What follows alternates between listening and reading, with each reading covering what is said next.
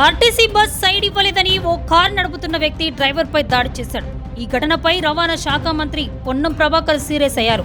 RTC బస్కు car అడ్డంగా పెట్టి మరీ ఆపి డ్రైవర్ని చితకబాదాడు. డ్రైవర్పై పిడుగుతులు గుద్దుతూ కాలితో తన్నాడు.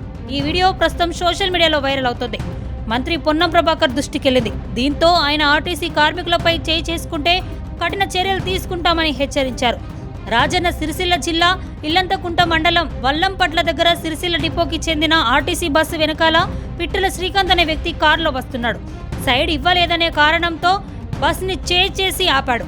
ఆ తర్వాత ఆవేశంతో శ్రీకాంత్ బస్సులోకి వెళ్లి బస్ డ్రైవర్ని బాలరాజుని కాలుతో తని చితకబాదాడు. ప్రయాణికుల ఎదుటే బస్ డ్రైవర్ని బాలరాజుని చితకగొట్టాడు. అదంతా బస్సులో ఉన్న ప్రయాణికులు వీడియోలు తీశారు.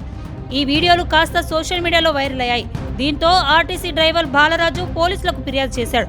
కేసు నమోదు చేసిన పోలీసులు పరారీలో ఉన్న కారు డ్రైవర్ శ్రీకాంత్ను పట్టుకునే పనిలో ఉన్నారు. ఈ ఘటనపై రవాణా బీసీ సంక్షేమ శాఖ మంత్రి పొన్నం ప్రభాకర్ తీవ్రంగా ఖండించారు. విధుల్లో ఉన్న ఆర్టీసీ ఉద్యోగిపై ఉద్దేశపూర్వకంగా దాడి చేయడం హేయమైన చర్య అని రాజన్న సిరిసిల్ల జిల్లా ఎస్పీతో మంత్రి పొన్నం ప్రభాకర్ ఫోన్లో మాట్లాడారు. ఆర్టీసీ డ్రైవర్పై దాడి చేసిన వారిపై విచారణ జరిపి చర్యలు తీసుకోవాలని ఆదేశించారు. ప్రజా రవాణా వ్యవస్థలో ప్రజల కోసం నిరంతరం శ్రమిస్తున్న ఆర్టీసీ సోదరులపై దాడిని ఉపేక్షించేది లేదని మంత్రి పొన్నం ప్రభాకర్ హెచ్చరించారు. భవిష్యత్తులో ఇలాంటి ఘటనలు జరగకుండా చూసుకుంటామని ఆర్టీసీ ఉద్యోగులకు మంత్రి పొన్నం ప్రభాకర్ మనోధైర్యాన్ని ప్రకటించారు.